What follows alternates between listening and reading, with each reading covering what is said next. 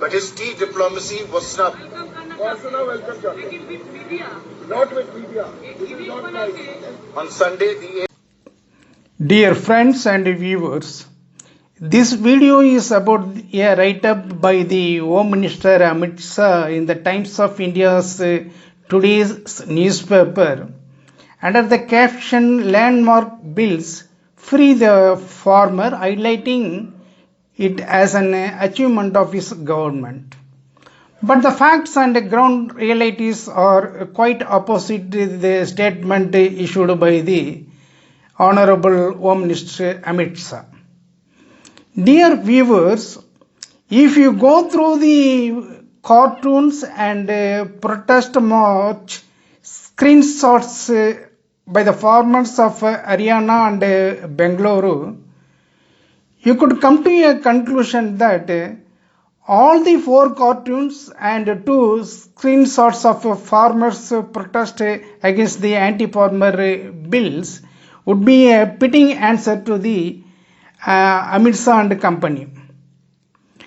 I would like to quote here and that if the Home Minister and the Prime Minister are very sincere in addressing the genuine grievances of the farmers, what are the things that they have been speaking outside the parliament should have been made such declarations or assurances in the houses of the parliament proceedings, and should have accepted the amendments and suggestions sought by the opposition parties, or the suggestions and amendments sought by the allied parties, that is Biju Janata Dal, Akali Dal and Telangana Rashtriya Sangh, etc. They neither hear the vociferous voices of the farmers outside the parliament and the voices of the opposition and allies inside the parliament, and fail to adhere to the rule books and the democratic norms that has been in vogue, that is for parliamentary form of democracy. Dear viewers, if division is asked even by a single member of the House, the Speaker or the Deputy Chairman of the Houses shall allow the division to be taken into account, and the democratic values of parliamentary system should be adhered to. The Deputy Chairman didn't adhere to the rule book and tried to convince the suspended 8 members by adopting tea diplomacy the following day of suspending the MPs. It may be termed as a tea diplomacy, but certainly away from the democratic norms and parliamentary form of democracy. And our Prime Minister, who didn't attend and participate in the current session of monsoon parliament as it is as usual, praised the Deputy Chairman in these words: "For centuries, the great land of Bihar has been teaching the value of democracy, because the Deputy Chairman Harvansh ji comes from Bihar. He is praising up both the Deputy Chairman and the land of Bihar, aiming of this election in handy. So, he is telling that the Deputy Chairman's inspiring statement, like conduct this morning, that is, he means providing tea to the 8 suspended members, will make every democracy lover proud. This may be a diplomacy of tea providing nature just for to an individual, but for the country which has been looking after the affairs of the 130 crores of people, it is not unhealthy, undemocratic and unconstitutional. Our Prime Minister said it very clearly that we also accept the viewpoints expressed by our Honorable Prime Minister Narendra Modi ji. What he said outside the Parliament is this, I quote, I said it earlier and I say it once again, the system of MSP, that is minimum support price, will remain and government procurement will continue. These are the assurances given by the Honorable Prime Minister of the country, Shri Narendra Modi ji.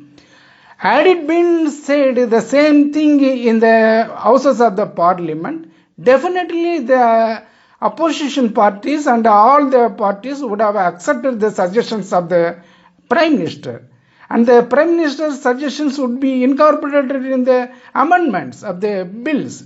Had it been done in such a manner, definitely the uproar or pendulum in the Parliament would have not happened at all.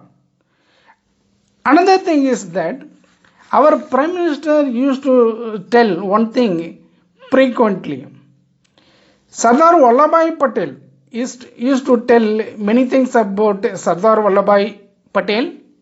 Had Sardar Vallabhbhai Patel been the first India's Prime Minister, then the conditions would not have been deteriorated to this extent, that is farmers' distress would have been avoided had the first Prime Minister